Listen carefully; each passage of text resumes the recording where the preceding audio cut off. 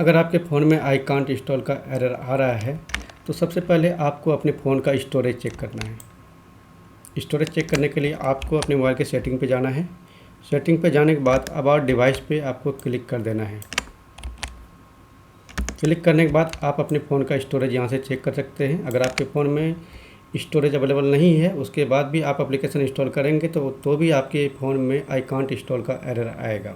ठीक है, अगर आपके फ़ोन में स्टोरेज है फिर भी ये एरर आ रहा है तो इसको फिक्स करने के लिए आगे का प्रोसेस